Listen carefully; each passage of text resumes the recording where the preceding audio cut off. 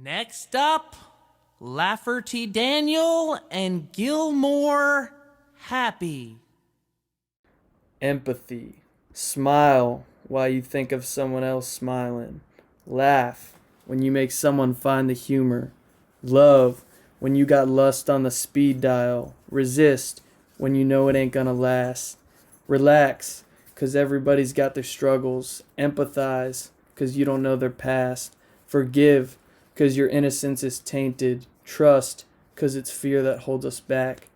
I got empathy for my sisters and my brothers. I got empathy for my sinners and my saints. I got empathy, 'cause we're all in this together. I got empathy for these artists and their pain. Discover a brand new perspective. Recover, and your soul will be healed. Realize we all need the same thing. Open your heart and see the truth. No one chose to be on this planet. No one chose their bodies. No one chose their parents. We all have to deal with this life. Let's help each other along the way and not slice our human connection with a sharp steak knife, precisely dividing us into singular pieces, isolated, detached, and defeated, fostering loneliness, anxiety, depression, hatred, and hopelessness. I don't want this for me, for you, for anyone, because we're all living in this crazy, fucked up world together. But we are a beautiful people, and this is a beautiful world if we make it so. It's time to mend our souls, to love and be loved, because we are all a pinhole through which our light shines and illuminates the universe. We are all drops of water that make up the vast sea, sparks that make up the fire. We are one. Empathy. True. I wrote that in my senior year at JMU. That's a creative writing poetry class. So what was that, 2016? 2016. Damn. Which, I actually, disclaimer for anyone who hears the podcast, who hears the album, I said in one of my tracks that I experienced mania, this first episode that I had when in the summer of 2016. It was actually the summer of 2012. But I just left it in there, like, just fuck it. But yeah. Did you get an A on that? On this poem? You said that was an assignment? Yeah, I had written like probably 70 poems in that class. I just have this collection that I saved from that class, and it was a totally awesome experience. Yeah, I mean we all did well in that class. The teacher was awesome. And yeah, this was the spoken word. This was the performance poetry class. We had a written poetry class where it was just focused on the writing, and we didn't perform it. But then the performance poetry, we went down to Artful Dodger, Ruby's, and Golden Pony, I think. TDU, Taylor Down Under. Yeah, we went to these different places on venues on and off campus, and we performed. And this was one of those that I did. What was that for your major, or was that? That was my minor. Creative writing was my minor. Oh, you minored in creative writing? Yeah. Nice. So I took a 2 poetry classes and a short story. I forget what the name of the class was, but I wrote like a whole big 20, I think 2 or 3 of them. Like we wrote multiple short stories, and I actually don't know where that is on my computer, but I'd like to pull that up. It was just fun. It was a great, like, therapeutic, creative time for me. Yeah, that's awesome. I mean, creative classes, it's a privilege to be able to take them because, yeah, like, I think the level of education that you get out of them is often, like, overlooked because it's really just, like, straight repetition and, like, just getting you out of your comfort zone and forcing you to, like, stretch your brain in ways that you normally don't. Yeah. And you definitely get out of your comfort zone. I mean, performing is I feel a nerve-wracking like thing. with that, but like, was that so that's in the creative writing realm. Yeah. That's a creative writing class. So obviously, a lot of people in that class are probably like writers over performers.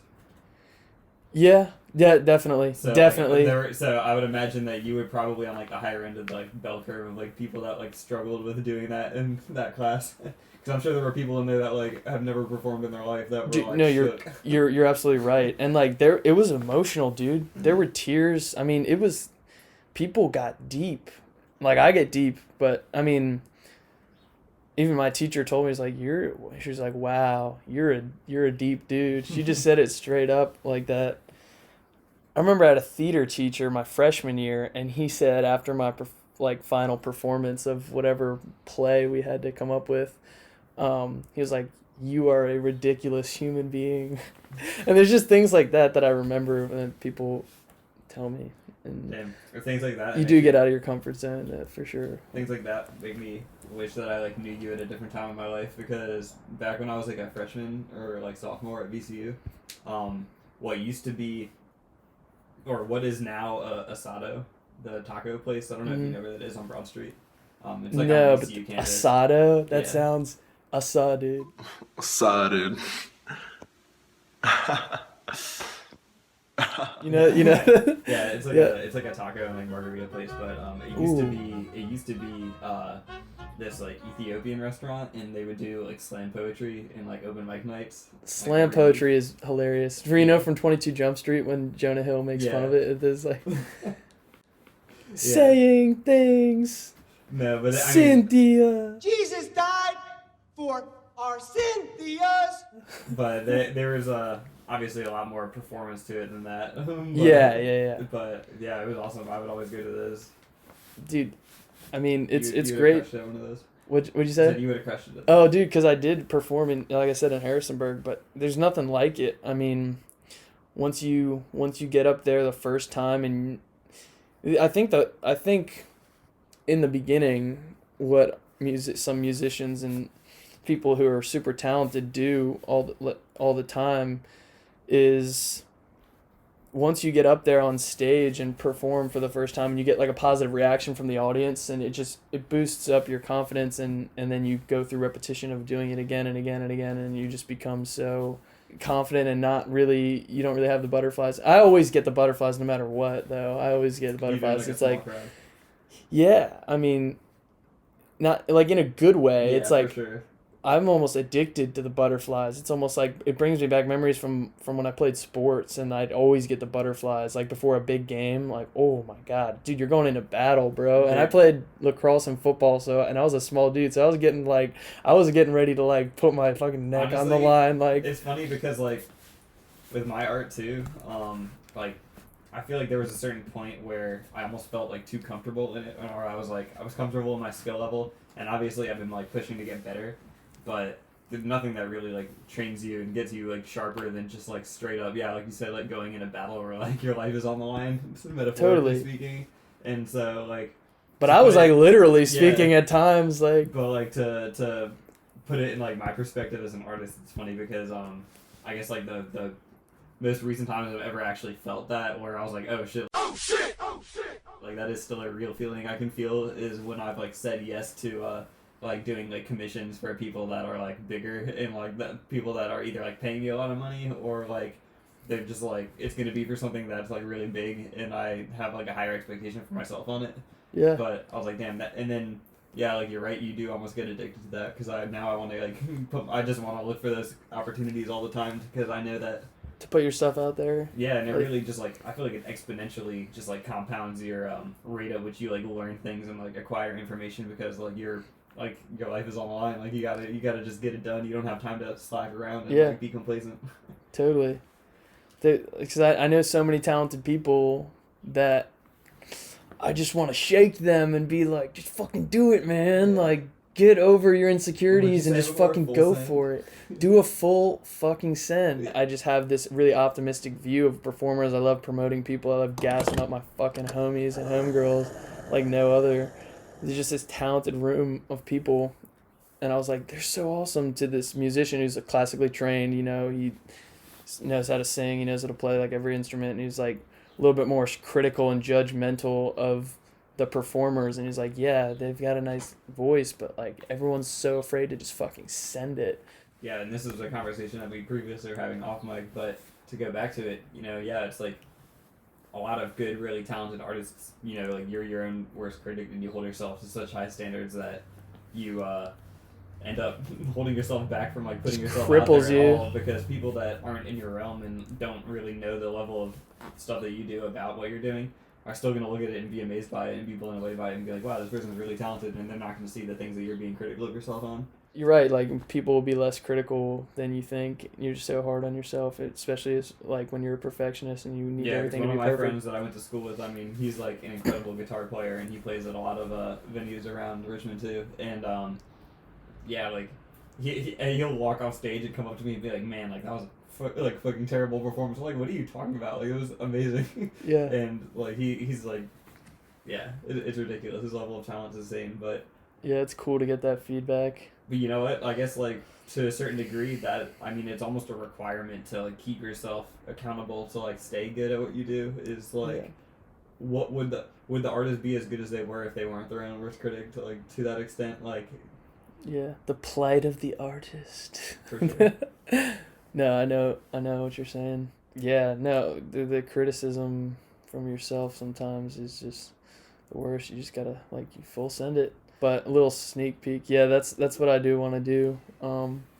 Not be as much of a perfectionist that just like let it go. Yeah, I mean, I'm totally, that's a mentality that I'm going to start, like I said, applying to, like, my beat making, because, especially with me, of all things, I mean, like, drawing is one thing where, like, I'll always hold myself to, like, a high standard of, I guess, like, how I illustrate and, like, my process for that, but with, music has always been one of those things where I'm, like, very okay with making mistakes and fucking up, because it's, like, always going to be, like, my side thing and not what, like, people Yeah. know me for, and so, like, Yeah. it gives me that leeway to just, like, not give a fuck. Totally. And so I don't ever want to see myself get to the point where I start giving a fuck about that. And so Yeah. like even though like I want to, I guess, get better at like composing music and get better You will. as You like will. an instrumentalist or whatever, like I also need to take a step back and realize that if that's what's gonna keep me from ever releasing any music, then that's not what I want for myself. Like I don't mind just like taking loops and finding like Yeah. pre-patterned like drums. Just and have shit fun and with using it. It's Yeah, your just- outlet. Like, literally, yeah, no, that- 100%. like, and I totally understand that. And Do it! Just do it! Don't let your dreams be dreams. Yesterday, you said tomorrow. So just do it! Make your dreams come true! Just do it! I think like literally we live in a day and age now, especially with like everything that's going on in the world, where everyone is just like always down and depressed. Is like the way we consume art. I think now is like we're not looking for quality in the sense of like I'm listening to music and this like is the best written thing I've ever heard, but it's more like it just uplifts me and puts me in a better mood, and I feel like that's what everyone's looking for in everything. Is just like. Share It's that not so much, music, like, share I'm that not art. looking for the better artist. I'm looking for the artist that's having more fun because that's like what I want to be around. You want to. Everyone wants to have a good time. Everyone wants to be happy and I feel cheerful, like, right? I guess what I'm getting at is like that almost seems like that level of like just not caring and having fun and like uplifting people around you has almost become like the new metric by which you determine like the quality of art. That's because it's the most. If you're just having fun like that and you're spreading positive vibes, chances are like that's a genuine act and state of being. So you're gonna be true to yourself, which Because if it's forced, it's Talk very about- obvious. what? Because if it's forced, it's very obvious. Yeah, because and it's like we were talking about on the last podcast, we were saying like when you're a kid, like that's the most creative you are usually, like Dr. Seuss, and like you said, there was quotes by Dr. Seuss and by I think you even mentioned Gary Vee or oh no, Walt Disney. Yeah. And you just said like when you're a kid, you just have that creativity and that you're fully true to yourself. You're 100% yourself, and so you're 100% unique and different from everyone else, and that's what like companies strive to do is like differentiate themselves from the competition. On this side, like we said, it's not like we're not trying to compete, but when you are just truly yourself, it will attract people, and it's immediately like good vibes all around, and it's like I feel like and now I'm just thinking about this now with Instagram is like that's my outlet, just like music is for you. I use Instagram as more of like a creative and therapeutic outlet and entertainment platform than like trying to like show everyone how awesome my life is. And that's why I deleted my other account, because I felt like I was forcing the perfection, and the every picture I took had to be perfect, and I would edit it, and I I didn't really do a lot of hashtags because I didn't really care about like people finding it like on that other account. I just wanted the people that followed me to see like, Kinda like I just your had to. Facebook, yeah. It was just like a portfolio of like work, and I was proud of it, and I just deleted the whole fucking thing. But I think the reason I started the Paddy Stax account mainly was, first of all, it was like a challenge from my producer Chris Rattery. About to come back from this L. This greasy motherfucking track right here. Chris Rattery on the beat. Yo. He said, create a Paddy Stax Instagram account and release 2 freestyles a day. 2 freestyles a day. And I was like, how about 3? And so I was going insane. And That I was the think- catalyst to like start that. And then I think breaking up with my ex-girlfriend because I just felt like I was being held back. Like I couldn't fully like express like just like the true wild nature socially on public or social media. Like, because most people just don't do that, and you have like a reason not to, and I just said fuck it.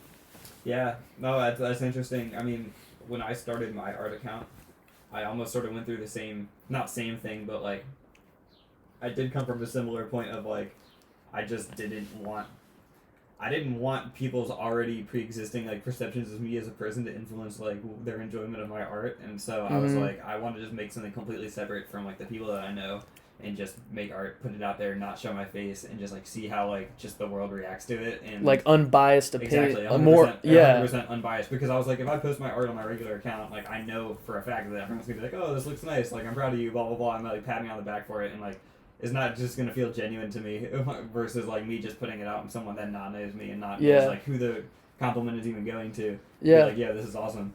So that was sort of like the unbiased feedback that I was sort of striving for when I first started, and yeah, it's now I guess I've gotten to the point where I sort of merged my like that separated entity like back into like my personal life, but Yeah, no, it's literally that's what's like happening to it's me a right now. process. It's a Yeah. process because I mean like I'm just starting, like everyone on Facebook still has no idea like what I do for the most part. Like all the people that I like went to school with, just like in my K through 12 and also like in college. And that's interesting because Facebook's the main network for like keeping up with actually what's going on in people's lives. Yeah, like, I mean, well, I don't know. It's one of those things where the people that are actually like most immediate in my life, like all the people that I actually talk to and interact with on a daily basis, like they follow me on like Twitter and like Instagram and like my other platforms. Like they know where I'm at. Like everyone that is on my Facebook that doesn't follow me on my other platforms is just like either family or like people that I just don't care about. So it kind of like there is that filter for that reason.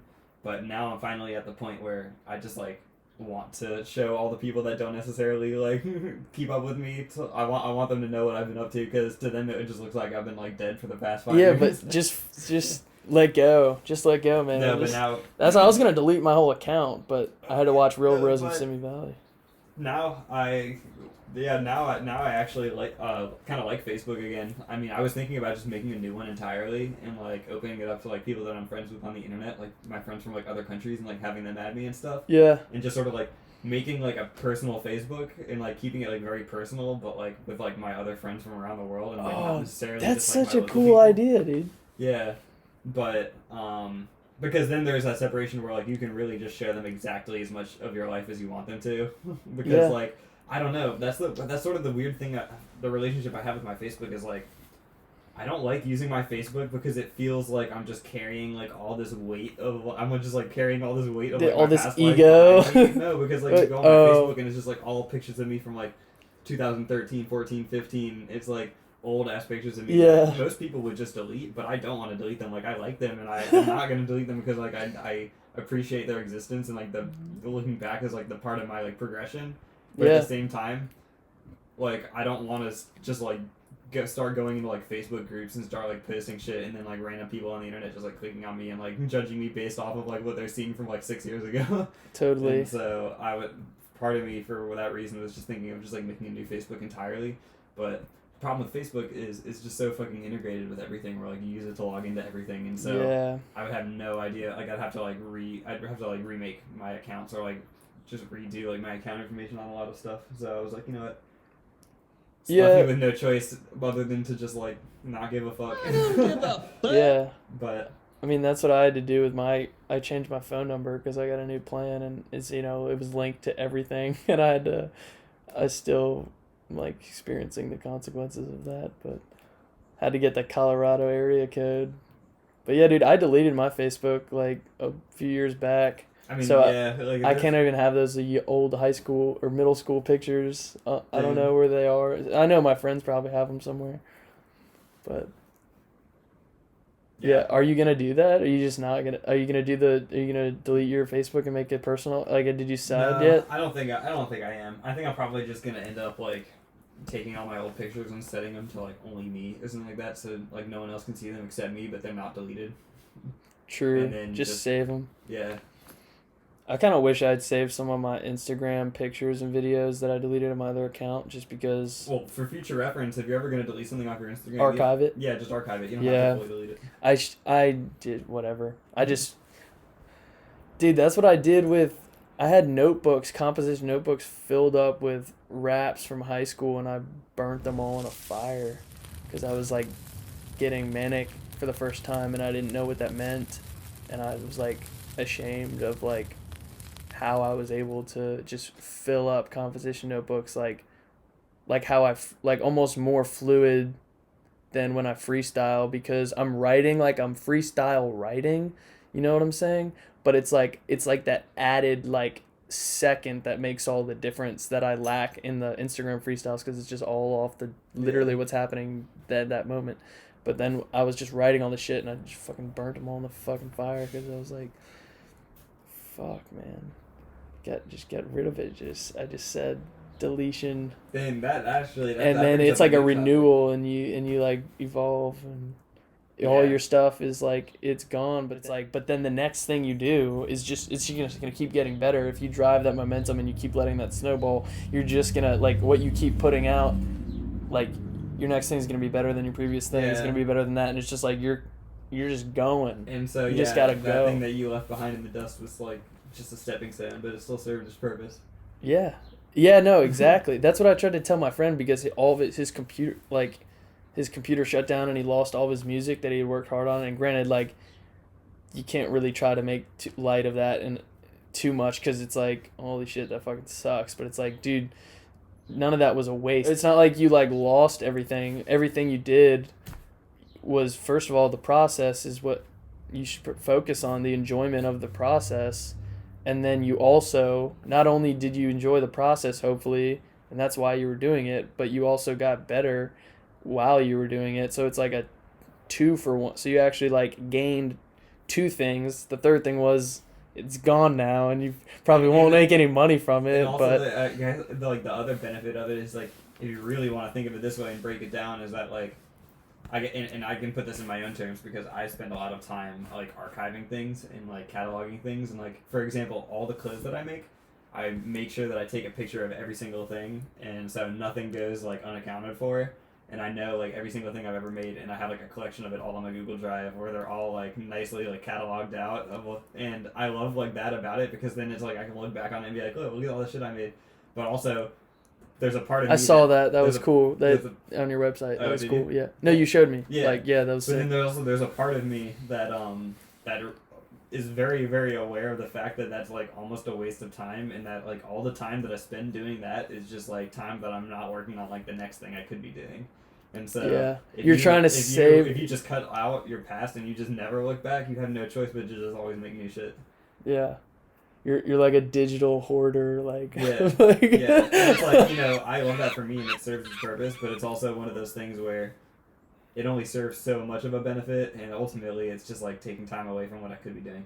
Mm-hmm. But I'm not gonna stop doing that, because that's just me. That's just like something I enjoy doing, and that's another thing, is that like we're all about like we're creatures of inefficiency, but we're always striving to be more efficient. But I think the thing that I've realized, especially in like a world of like people burning out and like losing steam and like overworking themselves, is that when you try to maximize efficiency too hard, that is like always going to be the end result. Like, you're always going to end up being burnt out, and like you're not going to end up. Yeah, and you don't want to feel like and that. So you always just have to find out like what you enjoy doing, whether or not you are aware of like you could be doing it better. Like, so for example, like, I shouldn't be spending all this time archiving things, but I love doing it so much that is what keeps me interested in like wanting to keep making clothes. And so there you go. If that's well, like at least you're enjoying it. If that's what keeps my head in the game, then that's better than pushing myself to the limit and just doing what I know is efficient and then just not enjoying it anymore. I got you, man. Dude, tell me a little bit more, or us, the whole tribe, anyone who's listening to Digital Stax right now. Did a little different intro today, but Chris Mosca, let the people know about Anju. And first of all, I don't know if I asked you this when we first met, but how'd you come up with the design for Anju? Like, It's a very unique design. Yeah, the character like or the clothes? no, the actual, like on your shirt right now, okay. that the logo for Anju. That's Like, actually that's what was funny. the story of that? There is a story. Okay, yeah. So for the people that are listening to the podcast right now, what up? My name is Chris. A lot of people know me as Axon online. I'm a digital artist.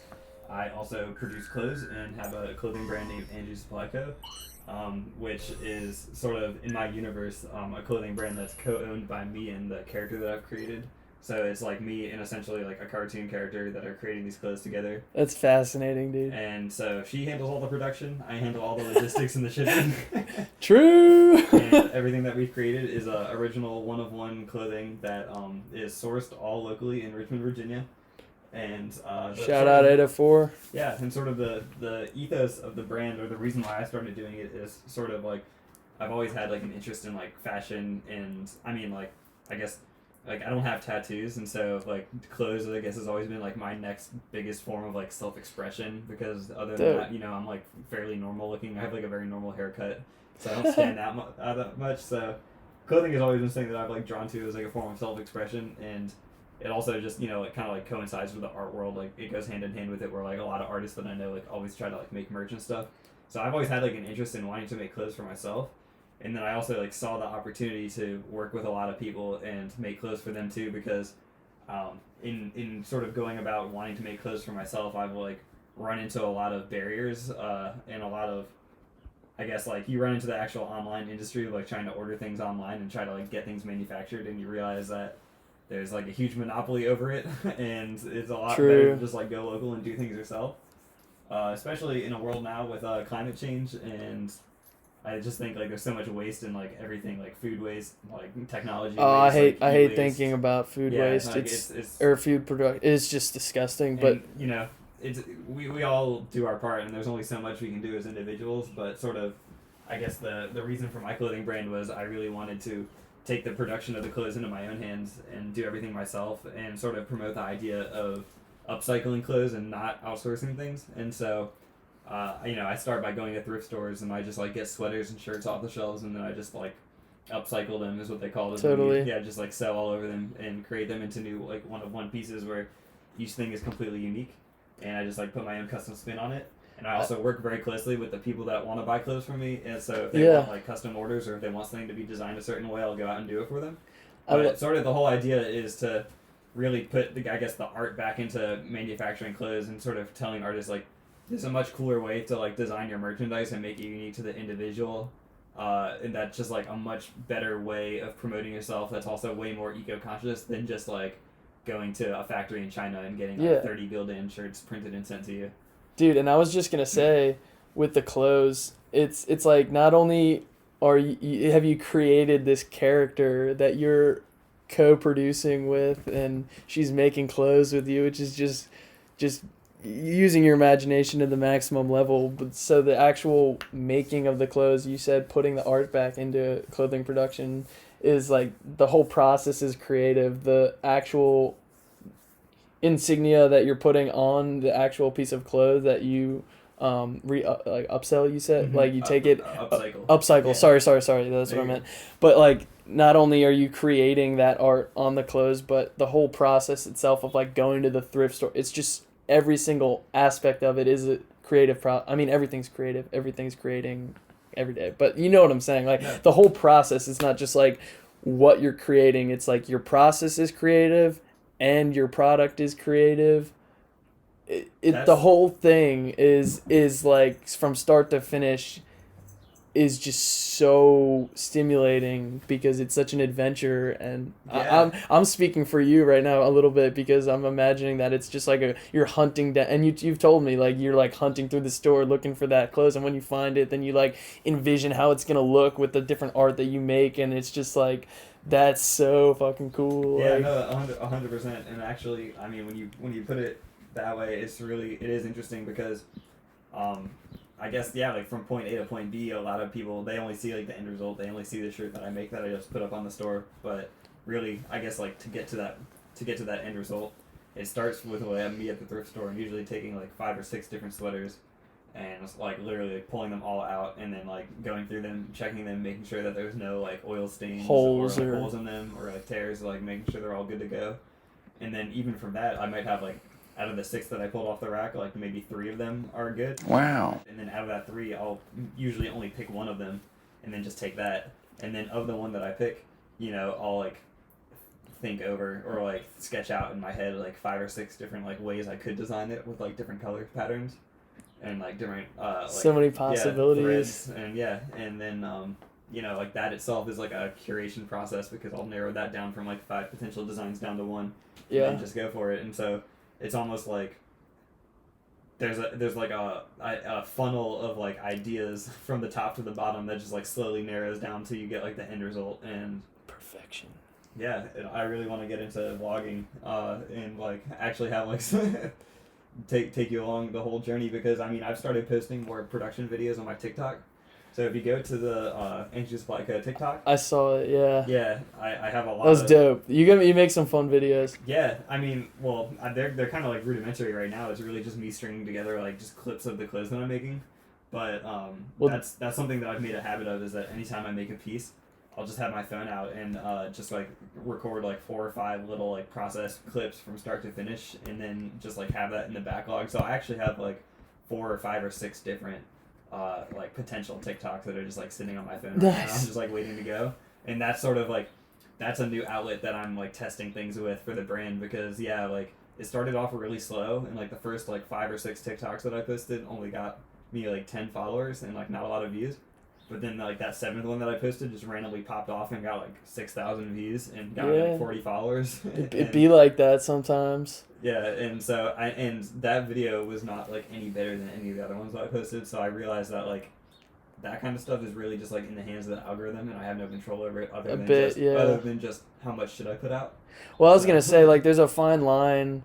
You got to balance quality and quantity, right? Because you said that you can make like 6 TikTok videos in like a day or whatever, and the point is I have a Sony A7 III, bro. So I got you on the video. Yeah, I know we shit. talked about it, but for sure, like Shut your bitch ass up! you're making dope shit. But with the logo, though, Oh like yeah, so good. So the story behind the logo is that's actually something that came way before the clothes. I don't even remember if the original idea was to get it printed on clothes or I just wanted it because I saw this guy's art and I just loved the way he did typography. But I totally asked you about this when the Yeah. first day, like when we yeah, met. I want to shout him out. I'd have to fact check this and look him up. But his name was like Dodeth or something like that. But he lived out in Indonesia, and I think I found him. I don't remember how I found him. I think for like a hashtag or something, but on Instagram. And he was just a dude that does like brutal death metal like logo type. Fuck and, yeah. Like this was just like one style that he does, but he did like sci-fi looking logos, like a bunch of other stuff, and like his shit was so clean and so good. And that kind of art normally would cost like hundreds of dollars from like a designer in like America or Europe, but yeah, like he was only charging me $40 for it, and he Dope. didn't have like PayPal or anything. He only took Western Union, so I like wire transferred him the money to Indonesia, and then he got it and did the logo for me. It was incredible. And It's all about the story. yeah, and It's so yeah, cool. that was like that's- I've commissioned a lot of artists in the past, but that was like one of the coolest I guess collaborative processes that I've had because we were speaking to each other like through translators. Indonesia. Yeah, we were literally speaking to each other through translators. Like he didn't speak any English at all, and then we figured out how to get the money to him. That's what makes it so rare and so pure and so unlikely. It makes it all the more satisfying when you have a story like that to tell from something that you produced and you went through the struggle and the adversity and you just came out on top and fucking nutted everywhere. No, you're right. It's awesome. Yeah, and that's maybe you said the like heavy death metal or that maybe that's why it also gives that like monster kind of like, maybe that makes sense now in my head. Mm-hmm. Like the monster Unleash the Beast vibes Mm-hmm. with the Anju logo. I love the different colors with it. I think I like that one with the it's like like you said, like like it's like the colors of the rainbow. Like it's your main like red, yellow, green, blue. Yeah. It's dope. Yeah, I like that one a lot. That's definitely the color palette is like Drip, black, drip, drip. black and rainbow. Yeah, but like I said, like I want the green and black hat because it's like monster vibes. Yeah.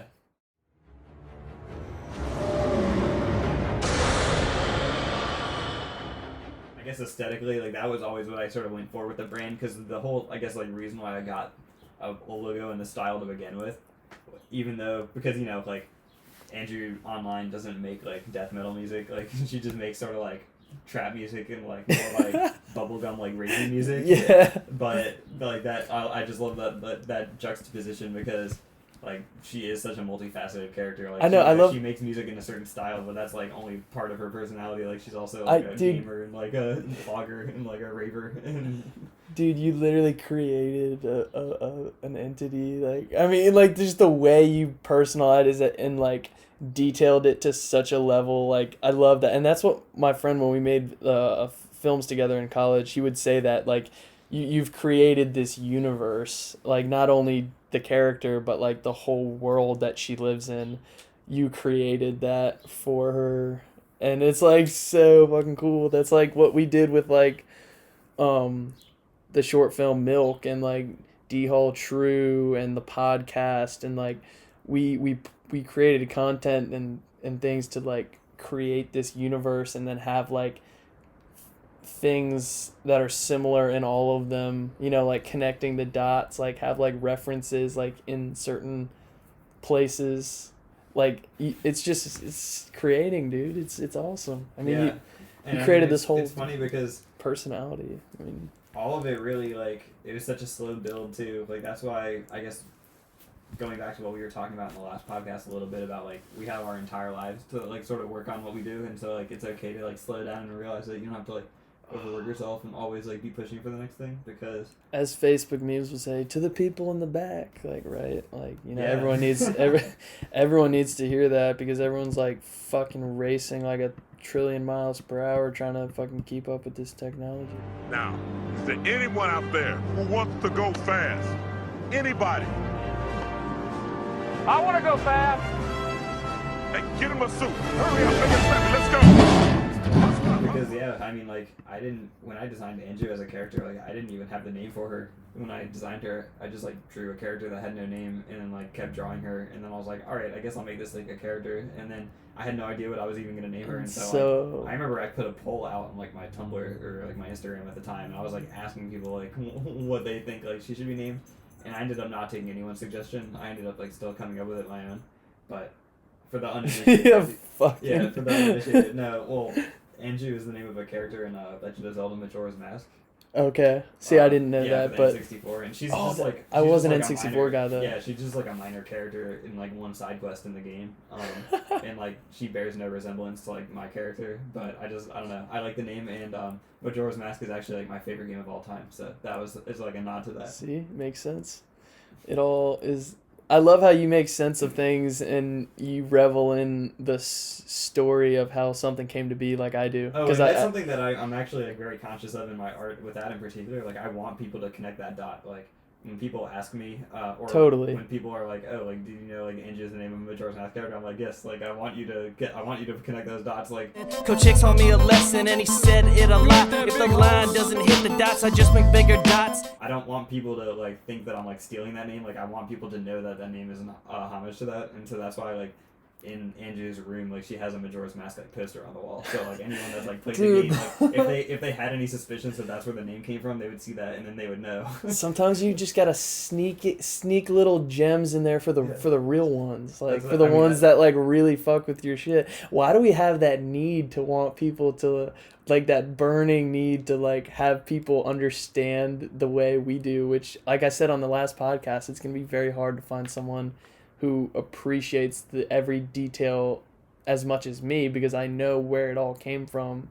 And like I think that's like I was talking to, I think it was my mom, and we were talking about music and artists, and she was like, she doesn't listen to the artist and think about the artist's life. She just takes it and applies it to her life, which I do. We all do. Like, it's not a bad thing. It's like that's, I mean, you can do both, but like I feel like a lot of people, there's like all the crazy fans. There's a lot of actually people who are super invested in other people's lives more so than their own. It's like almost like they're trying to escape themselves to like dive into someone else's. But like I don't, like, I mean, you what do you like when you listen to music? Do you really care? Like, I know you're particular. Like, you really care about the artist's life and like the world that they're coming from, and like obviously, yeah, that's part of the reason why you listen to them and why you like. Very interesting that you brought that up, because I've never thought about that. But like, is your mom creative? Like, does she make art? Or like, no. Okay, because that I think that might be it. Is it like flipped? Like those that are the like prolific creators aren't. I think people consuming as much content as those that don't create. I don't want to generalize. Yeah, that's too black and white. I don't want to generalize because everyone's different, but I guess like my perspective on that would be like,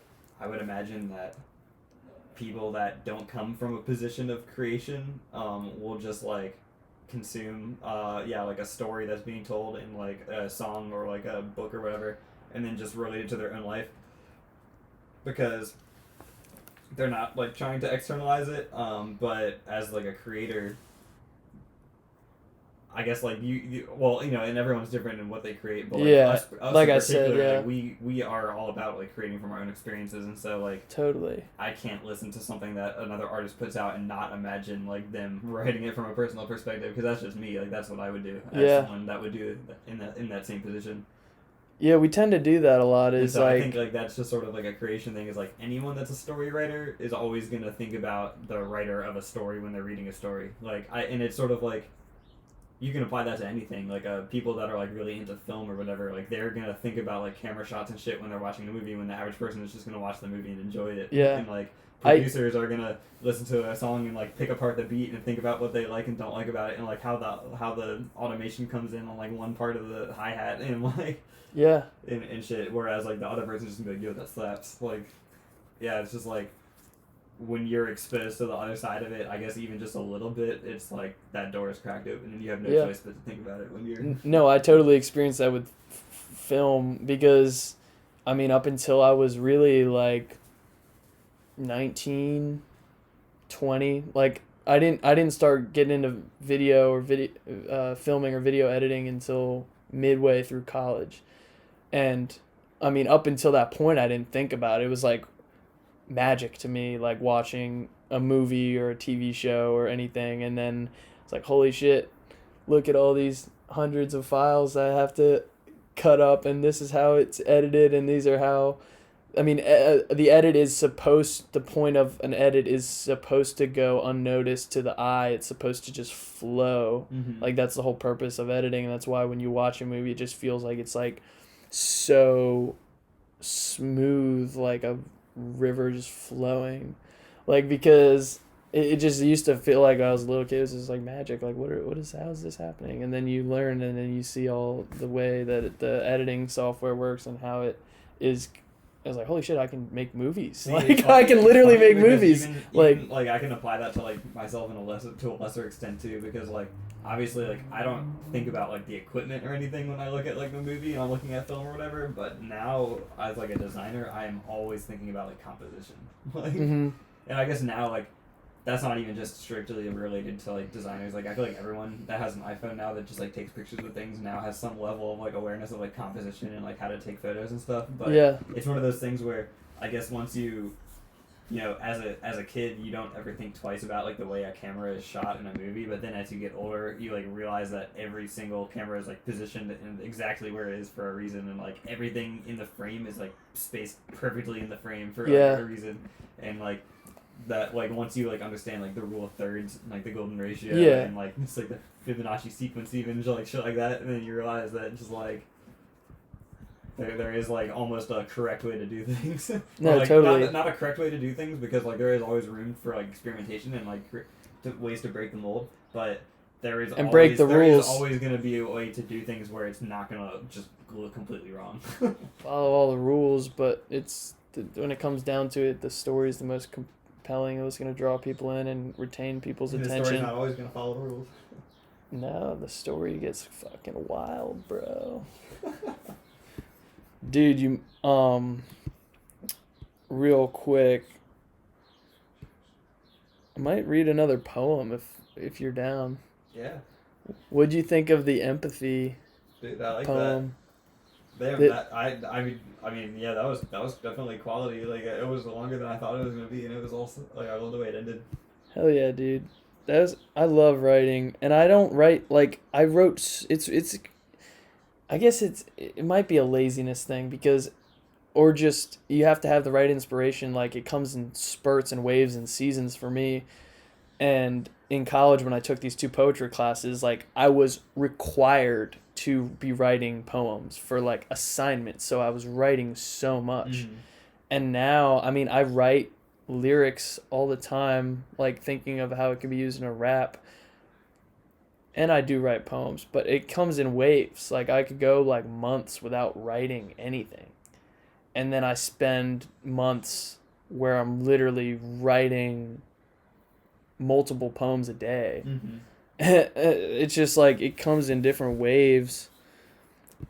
I mean, that's how I am with my art for sure, and that's like why I've gotten to the point where I'm always balancing like 4 or 5 different projects at a time, because I need to figure out like a way to be inspired by something at all times. Because if I'm like only doing art or whatever, like as much as I wanted to, it's not something I can just like do every single day. And I really envy people that can, but like I have to be inspired for it.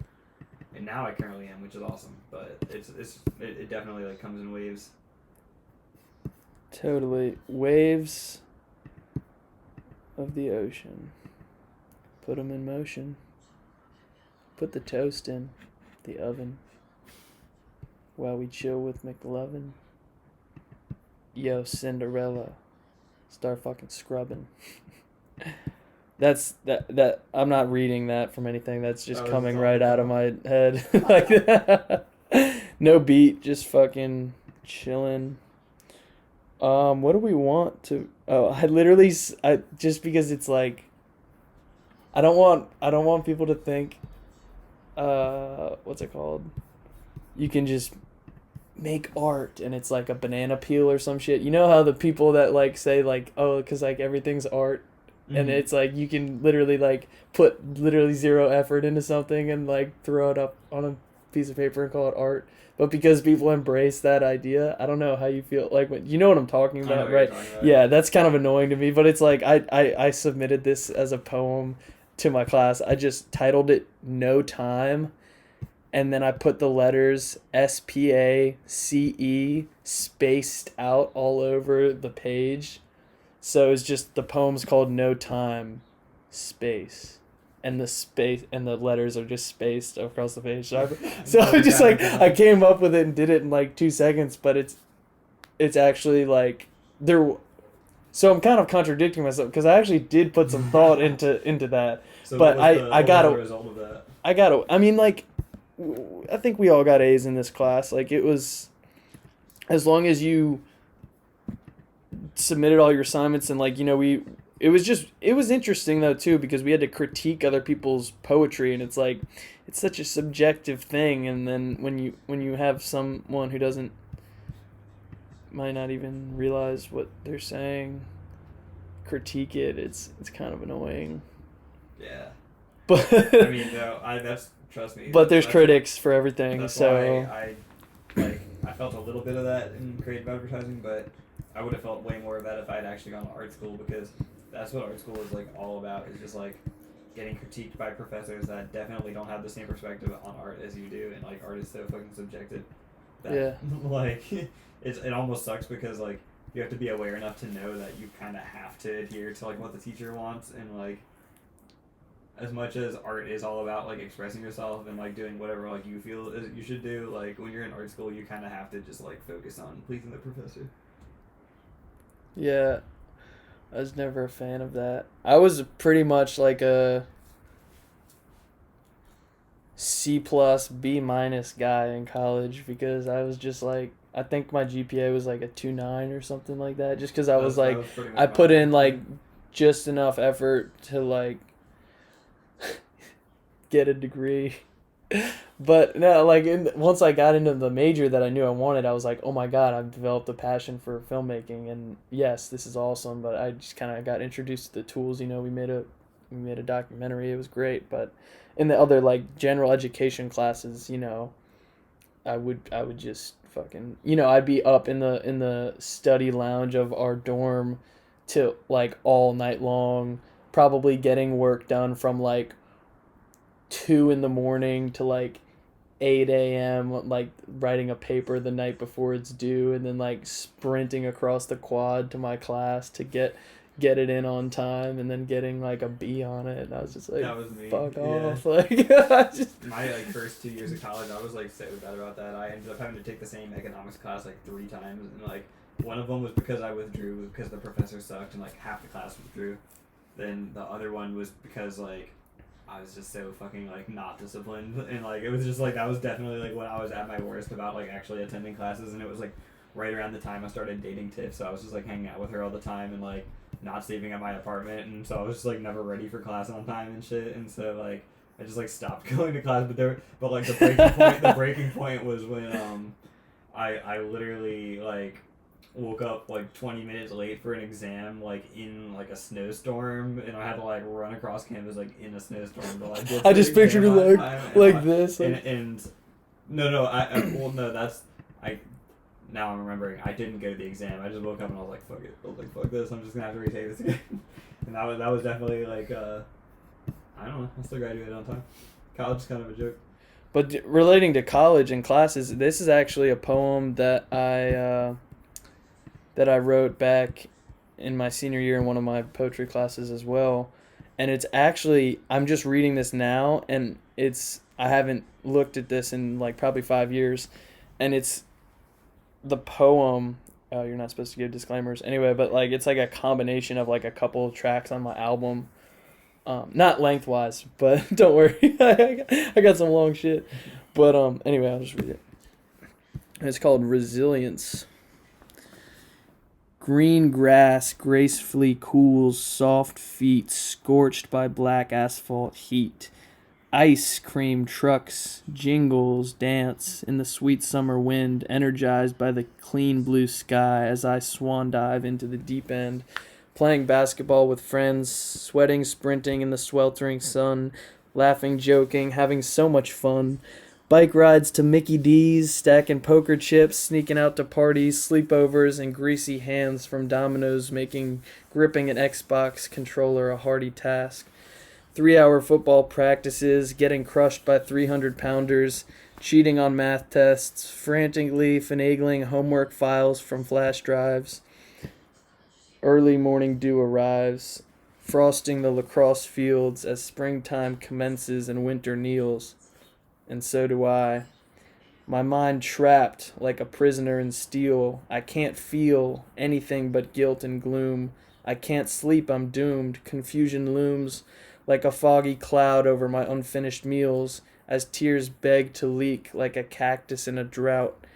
I crawl my way out. I see the light. Back to being high on life. I felt like the energy switch on that really quick. I love that. That's what happens, dude, with the mind sometimes. Yeah, I mean, yeah, and that's like art is like the purest. It needs to be the purest expression of like what's going on in here, you know. Fuck yeah, totally, 100%. Yeah, I wonder what episode we're gonna be on when we finally like get an actual video set up and like do a video cast. Oh, you're saying because we're just gonna crank them? Oh no. I mean, I'm just thinking abstractly. I'm curious, just thinking out Oh loud. no, but we're starting this with Yeah, just the two of us, like chilling. Yeah, this format definitely works without it. But I'm just thinking, like, eventually, like, is it gonna? I be mean, like, it's Is it gonna fuego, be sure. like episode 20? Is it gonna be like episode 200? Like, who knows? No, but that's why, like, I was so blown away. You know how many podcast episodes Joe Rogan's done? Oh yeah, like over like 1,300 or something. Tens of thousands. Like, oh yeah, I think you're right. Actually, I don't know the exact number, but yes, I think it's over 10,000. Like, that's fucking wild. It's so many hours. I mean, yeah, and it's all. And like, he's a master. You even what's smart. the 10,000 hours rule to master something? Like, he's literally like a Jedi master, dude. Like of talking. Because that's sort of like that's an expression, like an old like adage, but also like I believe that people become like masters before the 10,000 hours. Like, I feel like that's like a high end of the. Like, I feel like you can. You can be a quick learner. It depends on the task though. Like, depends on the craft. Mastering speaking a language is different than just like mastering like washing dishes or something. You know, like. Yeah, totally. But speaking of which episode we're gonna be on, Chris, I think we wrap this one up right quick because we're at about 59er, 39er. So just about an hour. Yeah. And so, I think that was a solid chat. Covered a good say 3, 4, 5 topics. We'll We'll have to go through it later and like timestamp them, where it's like coherent thoughts. Absolutely. 'Cause I feel like that's the best way to do the YouTube video because like the problem with podcasts is we'll show everyone where we're talking about shit. Yeah, timestamp for sure. Because No, the problem definitely. the problem with podcasts is like if people don't know about a podcast, like if it doesn't already have an established reputation, like no one's gonna be bothered to like sit through like no one's even gonna sit through. No one even sits through a minute long video. Why are they gonna sit through? And so like inevitably, if they do consume like the middle or later parts of the conversation, it's gonna be like a result of them like skipping around anyways. And so we might as well just like have a huge list of timestamps where it's like all the topics, and then people can just see a topic that they want to listen to, and then for sure. It's like I feel like honestly like that's how podcasts need to be consumed almost like most efficiently because think about it, like if you don't have a timestamp on your podcast, you are fully expecting like the only way a user can go through the journey of You're pretty cocky if like, you the only way a user can even like go through the journey of listening to your podcast is just essentially being led through it linearly because like they have to listen to the entire thing front to back because they don't know when you're going to be talking about what. But if there were timestamps, the benefit to that is that they can click immediately on the topic that interests them the most, and then that like has the highest chance of them being convinced to want to like sit there and listen to the rest of the shit. Totally, dude. Well, you heard it here first, homies. We're gonna hook you guys up with some timestamps and some fuego. You know what that means, Moscow? You got a logo to make for this biatch. Yeah, yes sir. Stax, digital fucking stacks, and our rack up flapjacks like they're fucking crack. I did go to Satterwhite's this morning. Got the biggest breakfast in town. Three over easy eggs, fried apples, bacon, toast, coffee, water. The usual. They know Paddy Stax is coming through. We know to make him as soon as I walk in the door because I'm a regular. Right, I'm actually a regular. It's actually the beginning of. Is this the beginning of episode 3? No, we're still we're probably still closing out the. Or we can do beginning, end. I'm gonna hit record. Like we'll just start at 3 right now. Because I want to start it off with you talking about this because I had questions about this.